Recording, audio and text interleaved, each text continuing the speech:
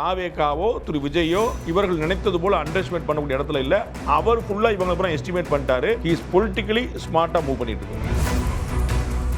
இந்த ஷானவாஸ் அவர்கள் இந்த ஆட்சி இயக்குவதே பாஜகவுடைய தயவுனால தான் நடந்துட்டு இருக்கு அப்படிங்கிற மாதிரி ஒரு ஸ்டேட்மெண்ட். வன்னியரசு மேல அவருக்கு என்ன கோவங்கிறது அவர் சொல்லணும்.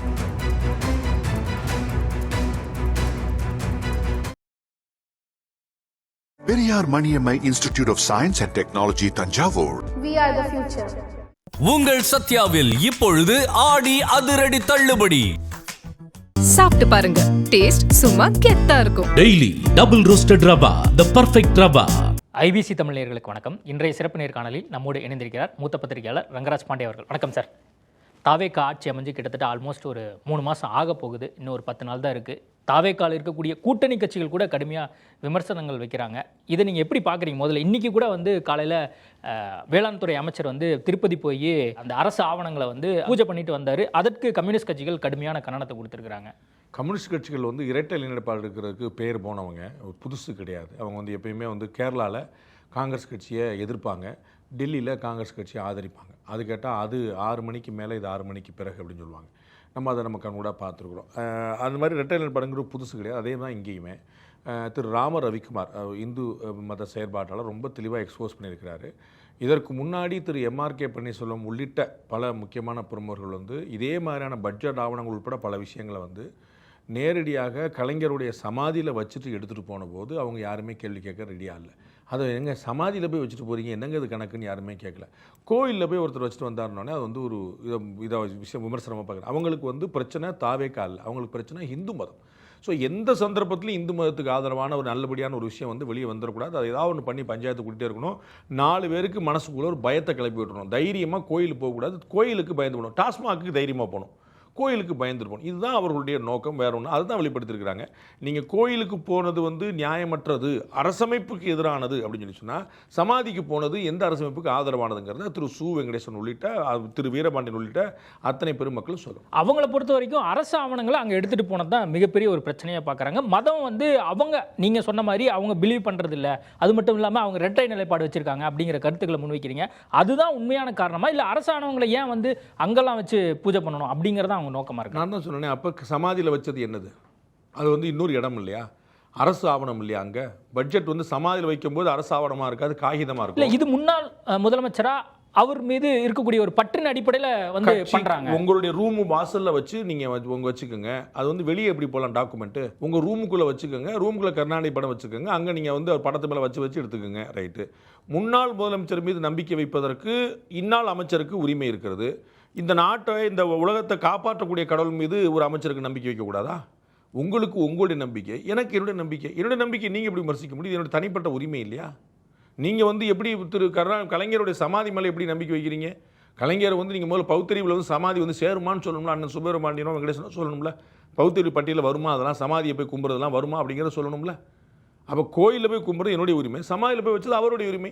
அன்னைக்கு நீங்கள் வாய் மூடி மௌனியாக இருந்துட்டு இன்னைக்கு நீங்கள் ஆஹா ஓஹோ அரசமைப்புக்கு எதிரான, அது அரசமைப்புக்கு ஆதரவானதான் நீங்கள் சொல்லணும். முன்னாள் முதலமைச்சர் மீது அவருக்கு நம்பிக்கை இருக்குது, இந்த லோக ரட்சகர் மீது இவங்களுக்கு நம்பிக்கை இருக்குது. பல்வேறு விவகாரங்களில் கம்யூனிஸ்ட் கட்சி தொடர்ந்து தாவேகா மேலே கடுமையான குற்றச்சாட்டு வைக்கிறாங்க. குறிப்பாக தமிழ்நாட்டில் நடந்த அந்த போராட்டங்கள், அந்த போராட்டத்துக்கு அனுமதி கொடுக்கறதுல இந்த தாவேகா அரசாங்கத்துக்கு ஏதோ ஒரு சிக்கல் இருக்கும் போல இருக்குது அப்படிங்கிற மாதிரி பல்வேறு விஷயங்களை அவங்க சொல்லிகிட்டே இருக்கிறாங்க. தாவேகா அரசு ஒரு பலவீனமான அரசு, பெரும்பான்மை இல்லாத அரசு. அதனால் நம்ம அவங்களை கையாண்டுட்டு போயிடலாம், அவங்களுக்கு அனுபவம் வேற குறைவு அப்படின்னு நினச்சிட்டு இருக்காங்க. எல்லாருக்கும் என்னென்னா, அந்த ஜெயலலிதா அவர்கள் மறைந்த உடனே ஏடிஎம்கே காரங்களுக்கெல்லாம் ஒரு சுதந்திர காற்று கிடைச்சு அப்பாடா அப்படின்னு. சசிகலா அவர்களும் ஜெயிலுக்கு போயிட்டாங்க, வச்சுட்டாங்க. அப்புறம் திரு டிடி விதினரும் கட்சி விட்டு தூக்கியாச்சுனோடனே ஏடிஎம்கே காரங்களுக்கு இயல்பில் ஒரு பெரிய ஒரு சுதந்திர காற்று அப்பாடா அப்படின்னு பார்ட்டி ஃபண்டு மேட்டர்லேருந்து பல மேட்டரில் we need not to report to them அப்படிங்கிற ஒரு ஹாப்பினஸ் கிடைச்சது.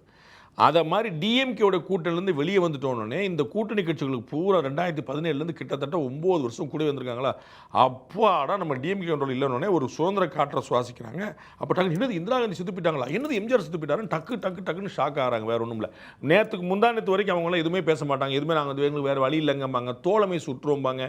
அப்போ ஆணவ படுகொலை நடக்கும், பேச மாட்டாங்க. இப்போ கேட்டால் எங்கள் வீட்டில் நடத்துங்கன்னு சொல்லுவாங்க, எங்கள் கட்சியில் நடத்துங்கன்னு சொல்லுவாங்க. திருநெல்வேலி மாவட்ட அலுவலகத்தை திறந்து வைக்கிறோம், நீங்கள் கௌரவ கல்யாணங்கள்லாம் நீங்கள் சீர்திருத்த திருமணங்கள்லாம் இங்கே வந்து பண்ணிக்கலாம், ஜாதி மார்பு திருமணம் இங்கே பண்ணிக்கலாம்பாங்க, ஆர்ப்பாட்டம் நடத்துறதுக்கு அனுமதி கொடுக்க மாட்டாங்க, எங்கள் ஆஃபீஸில் வந்து பண்ணிக்கலாம்னு சொல்லி சொல்லுவாங்க. போன முறை என்ன பண்ணீங்கன்னு கேட்க மாட்டாங்க. 5 வருஷம் நீட் பிரச்சனை பற்றி நீங்கள் என்ன பண்ணீங்க?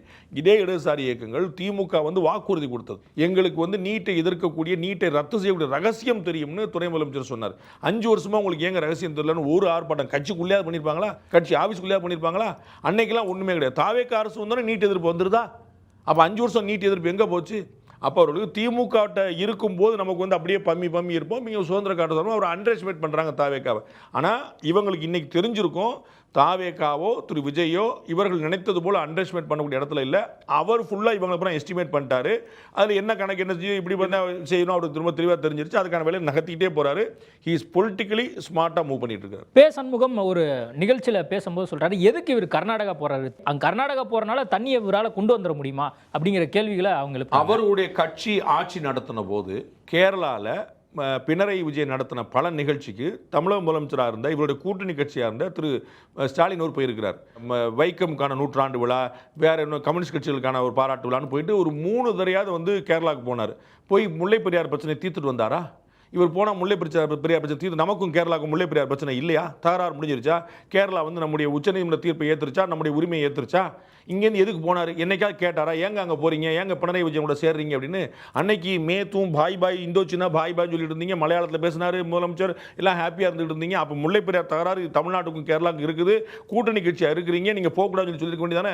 இன்னும் உரிமையை சொல்லியிருக்கலாம்ல. தாவேக்கா கட்சிக்கு நீங்கள் வெளியிலேருந்து ஆதரவு கொடுத்துருக்கீங்க, அதே மாதிரி தான் திமுக கொடுத்துட்டு இருந்தீங்க, சட்டம் போட்டு சொல்லியிருக்கலாம்ல. நீங்கள் அன்னைக்கு வந்து கேரளாவுக்கு வந்து ஸ்டாலின் போகும்போது அமைதியாக இருந்தீங்க, உங்கள் முதலமைச்சர் உங்கள் கட்சின்னு இருக்கும்போது. இன்னைக்கு கர்நாடகா போகும்போது என்ன? தண்ணி கிடைக்கல, முயற்சி பண்ணிட்டே இருக்கணும்ல.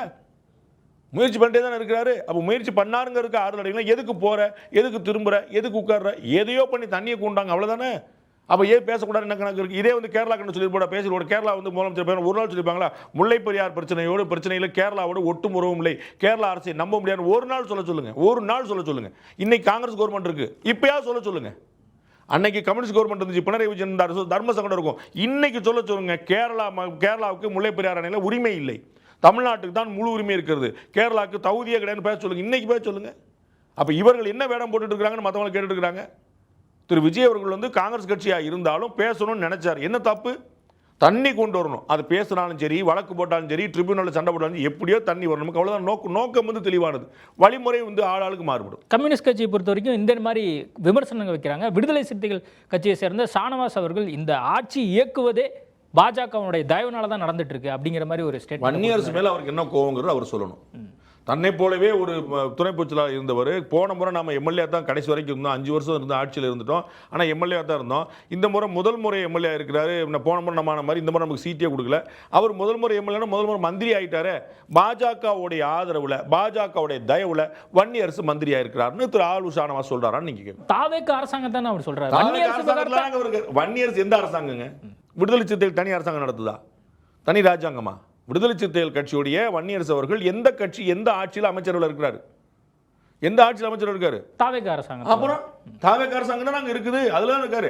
பாஜகவோட பின்புலத்தில் இயங்குற திரு ஆளூர் ஷானவாஸ் சொன்னது உண்மையாக கூட இருக்கலாம், நான் வந்து இல்லைன்னா சொல்ல.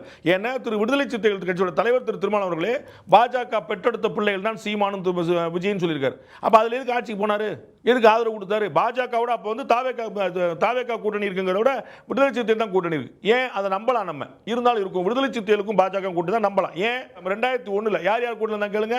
அண்ணன் ஹெச் ராஜா எம்எல்ஏ விடுதலை சிறுத்தைகள் கூட்டணியோடு, அண்ணன் திருமாவளவன் எம்எல்ஏ ஹெச் ராஜா கூட்டணியோடு. பாஜக கூட்டணியில் இருந்தபோது எம்எல்ஏ ஆனவர் திருமாவளவன், விடுதலை சிறுத்தைகள் கூட்டணியில் இருந்தபோது எம்எல்ஏ ஆனவர் ஹெச் ராஜா. அப்போ இவங்க 2 பேருக்கு தான் அண்டர்ஸ்டாண்டிங். அப்போ பாஜக ஆதரவு தானே, நம்ம பழைய கூட்டாளி தானே சொல்லிட்டு இன்னைக்கு அண்ணன் வன்னியரசு இருந்திருப்பார் நினைக்கிறேன். பட் அவர் உதாரணமா தமிழ்தாய் வாழ்த்து விவகாரத்தை எடுத்து சொல்றாரு. தமிழ்தாய் வாழ்த்துல 100 உதாரணம் திரு சி.டி. நிர்மல்குமார் அமைச்சர் சொல்லிட்டாரு, திரு ராஜ்மோகன் அமைச்சர் சொல்லிட்டாரு. திமுக தலைவர் ஸ்டாலின் முதலமைச்சராக இருந்த போது என்ன நடந்துச்சு தெளிவா சொல்லிட்டாரு.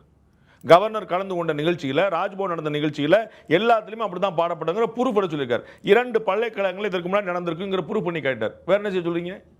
அப்போ இன்னைக்கு என்னெல்லாம் நடந்திருக்கு, மனோன்மணி சுந்தரா பல்கலைக்கழகத்தில் நடந்திருக்குன்னா இதற்கு முன்னாடி வேற பல்கலைக்கழகத்தில் நடந்திருக்கு திமுக ஆட்சியில்.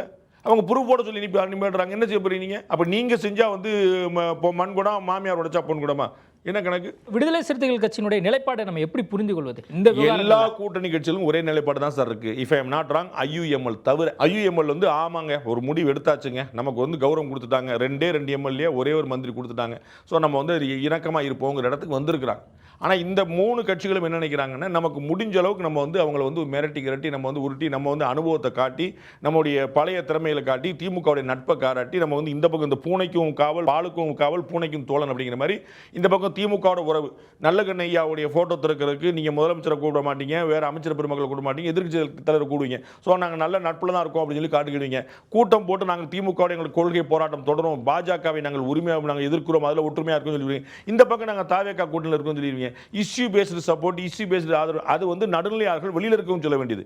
நீங்கள் ஆட்சியில் பங்கு வச்சுக்கிட்டு ஆட்சியில் வந்து ஆதரவு கொடுத்துட்டு நாங்கள் நல்ல எப்படி இருக்கிறது? நீங்கள் ஒன்று திமுக பக்கம் நில்லுங்க, இல்லை தாவேகா பக்கம் நில்லுங்க. இஷ்யூ பேஸ்டு யார் சொல்லலாம்? வெளியில் இருக்கக்கூடிய மக்கள் சொல்லலாம், பாமகவே சொல்ல முடியாது, அவங்க வந்து எதிராக இருந்து வேலை பார்த்தவங்க.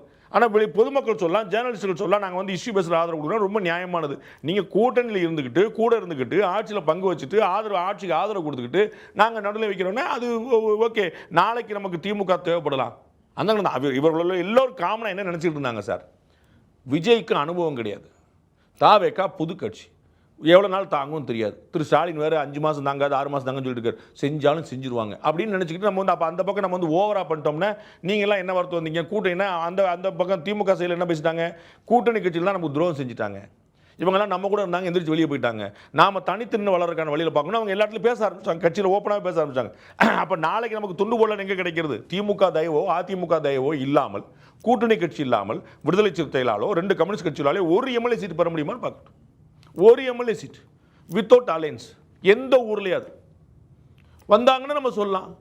பாட்டாளி மக்கள் கட்சி வந்து திரு அன்புமணி ராமதாஸ் ரொம்ப தெளிவாக சவால் விடுறார் காங்கிரஸ் கட்சியில் திரு மாணிக்கதாஸ், பாஸ் நீங்கள் என்னைக்காவது தனியாக நின்று ஜெயிச்சு காட்டு அப்புறம் பேசுங்க, நாங்கள்லாம் தனியாக MLA வாங்கினவங்க, பாஜக தனியாக MLA ஆயிருக்கு, பாமக தனியாக MLA இருக்கு, நீங்கள் வாங்கியிருக்கீங்களான்னு கம்யூனிஸ்ட் முடியுமான்னு கேட்குறாரு. அவ்வளோதான். அதுதான். அப்போ இவங்களுக்குலாம் வந்து ரொம்ப தெளிவாக தெரியும்.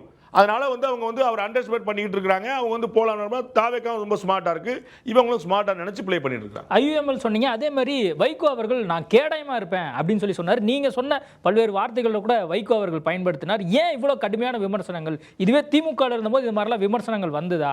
ஏன் வந்து இப்படி பண்றீங்க அப்படிங்கிறதுமே வைகோ அவர்கள் வைகோ அண்ணனுடைய ஆதரவு வந்து ஒரு தார்மீக, அவ்வளவுதான். அவர்கிட்ட என்ன MLA இருக்கா MP இருக்கா, என்ன செய்ய போறாரு? அவர் வந்து திரு துரை வைகோ இருக்கிறார், அவர் ஏற்கனவே சப்போர்ட் பண்ணுவார், ஆல் ப்ராப்ளம் சால்வ்டு. அதை வச்சு தாவேக்காக்கு ஒன்றும் நடக்க போகிறது கிடையாது.